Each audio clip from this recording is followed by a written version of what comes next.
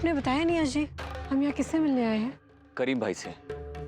Minister साहब ने उन्हें ही हमारी जगह पे शादी के आयोजन के लिए रखा है। मेरे बहुत अच्छे मित्र हैं और उन्होंने मुझे प्रॉमिस किया कि वो हमें नीलम और कुणाल से मिलवाएंगे। आदाब यश जी। थैंक्स करीम भाई। ऑफिस आ जाते, आपने इत्मीनान से बात करते। नहीं, मिनिस्टर साहब के आदमी हमें वहाँ पे देख लेते। वैसे शुक्रिया हमारी मदद करने के लिए। आप जैसे इंसान आज के टाइम पे कहाँ पे दिखते हैं। शुक्रिया क्या बात है यश जी। तो मोहब्बत करने वालों को मिलाना तो नेक का काम होता है, और इसकी शुरुआत आपने की है तो अंजाम हम ही देंगे मियाँ। खैर, मिनिस्टर साहब के घर में इंतजामात काफी जबरदस्त हैं। आज शाम नीलम जी की संगीत और मेहंदी की रस्म है, सुबह फेरे होने वाले हैं। इसका मतलब हमें जो भी करना है आज ही करना होगा।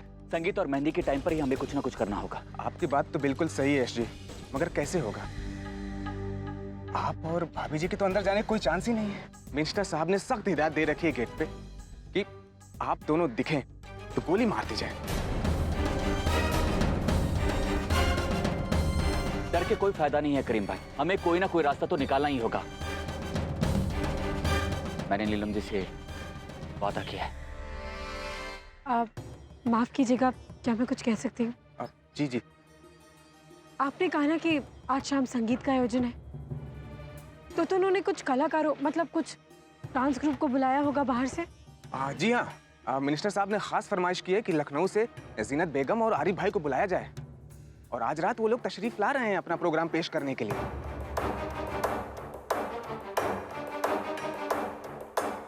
तब तो यश जी प्रॉब्लम सॉल्व हो गई। अब हम उनके घर पे भी जा पाएंगे और हम पे कोई शक भी नहीं करेगा। पर आरती जी वो कैसे? आप आरिफ साहब बनकर और मैं जीनत बेगम बनकर।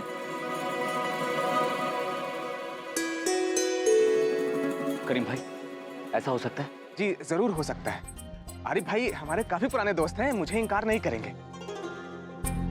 लेकिन आरिफ भाई और बेगम साहब की जोड़ी कमाल की है, अपनी अदाकारी के लिए बहुत ही मशहूर है। आपको भी वैसी एक जोड़ी बनानी होगी और उनके टक्कर का प्रोग्राम पेश करना होगा, वरना हम पकड़े जाएंगे। आप फिक्र मत कीजिए, जब ऊपर वाला हमारे साथ है तो हम हर मुश्किल को पार कर लेंगे। आरती जी, मैं जानता हूं कि ये काम थोड़ा मुश्किल है, आप चाहे तो मना कर सकती हैं, लेकिन मुझे आपके साथ की जरूरत है। वे मैं तेरे नाल लालियां किया नी, मैं चोरी चोरी तेरे नाल लालियां अखियां, तेरे नाल लालियां अखियां नी, मैं चोरी चोरी तेरे नाल। यश जी, मैं आपके हर फैसले में आपका साथ दूंगी। मैं चोरी चोरी चोरी चोरी दुनिया च न वेखे तेरे वर्गा होर कोई, दुनिया च न वेखे तेरे वर्गा होर कोई। चाहे कितना ही मुश्किल समय क्यों नहीं आया, लेकिन आपने मेरा और अंश का साथ कभी नहीं छोड़ा। फिर भला मैं आपका साथ कैसे छोड़ सकती हूँ? आपके सुख और दुख दोनों में मैं आपके साथ हमेशा रहूंगी। अब यही मेरा धर्म है।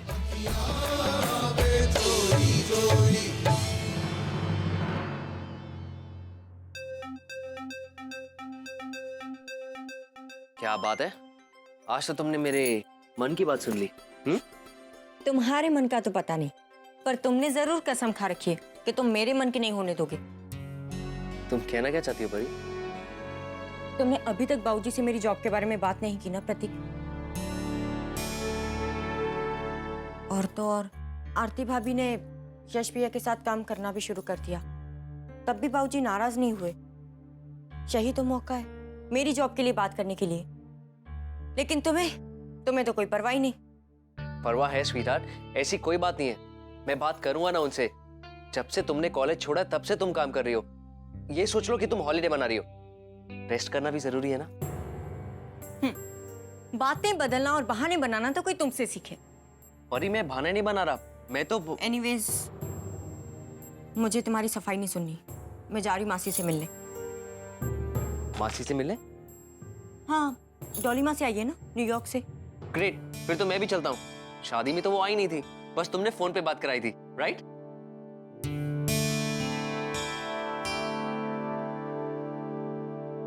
क्या हुआ परी? तुम्हें मेरा साथ चलना ठीक नहीं लग रहा? नहीं, तुम साथ चल सकते हो, लेकिन डॉली मासी के सामने ना मेरी जॉब की बात मत निकालना। और ये तो बिल्कुल भी मत कहना कि बाबूजी के कहने पर मैंने आरजे की जॉब छोड़ दी और घर का किचन संभाल रही हूँ। क्या है कि वो न्यूयॉर्क से है ना, तो उन्हें लगेगा कि मैंने कितनी ओल्ड फैशन घर में शादी की है।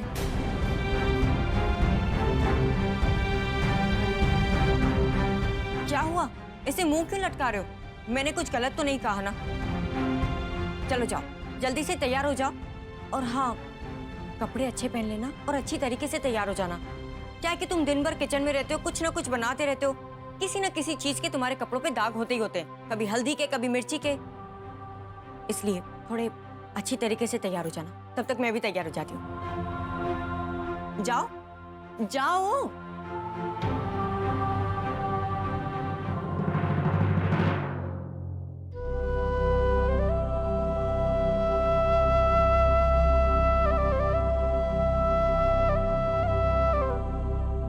सुनिए जी, मैं घर में हवन रखवाना चाहती हूँ। आए दिन कोई ना कोई मुसीबत आई जा रही है। पूजा हो जाएगी तो थोड़ी मन को शांति मिलेगी। विधि मंदिर गई है, पंडित जी से पूछ आएगी। आप क्या कहते हैं? ठीक सोचा है तुमने। अरे छोटी बहू, कहाँ जा रहे हो? अरे घर में हवन है आज, बहुत सारा काम पड़ा है। विधि और आरती के साथ में बस काम में जुट जाओ। प्रतीक की तो हिम्मत नहीं अपने माँ बाबूजी के सामने कुछ बोलने की, लेकिन मैं इस बार कॉम्प्रोमाइज नहीं करूंगी। सच कहूंगी तो ये लोग जाने नहीं देंगे, इसलिए कोई बहाना ही बनाना पड़ेगा। क्या सोच कर रही हो तुम? जी मम्मी जी, वो हवन की सारी तैयारियां मैं अकेले ही कर लेती, लेकिन अचानक मेरे पेट में बहुत दर्द हो रहा है, तो मैं इनके साथ डॉक्टर के पास जा रही हूँ। तो पहले बताना चाहिए ना बहू। नहीं नहीं, सेहत से कोई समझौता नहीं। जाओ तुम डॉक्टर के जाओ पहले। प्रतीक, जब बहू को लेकर जा और अपना ख्याल रखना बहू। हाँ, आराम से जाना प्रतीक।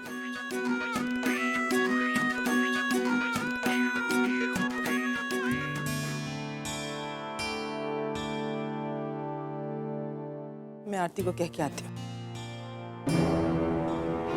आरती तो है नहीं घर में, कैसे रोकूं मम्मी जी को? मम्मी जी, आप आरती के पास जा रही हैं? हाँ, क्यों? वो तो सो रही है। सो रही है? मेरे भगवान की कसम, तबीयत यश की खराब है और आराम आरती देवी फरमा रही हैं। आजकल की बहुएं भी ना भाभी, तुम जेठानी हो ना उसकी, जाओ समझाओ उसे, दिन में सोने से सुस्ती आती है। उससे बोलो भाभी बुला रही हैं, बहुत काम है, जाओ। अरे आरती, आरती बहू। बुआ जी, आरती को रहने दीजिए ना। वैसे भी वो हवन की तैयारी नहीं कर पाएगी। क्यों? क्यों नहीं कर पाएगी?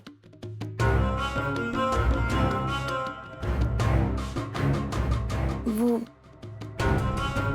हर बार की महीने की प्रॉब्लम।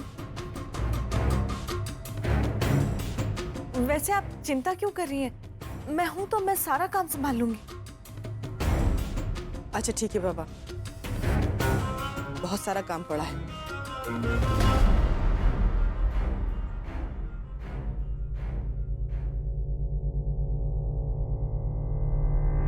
पुनर्विवाह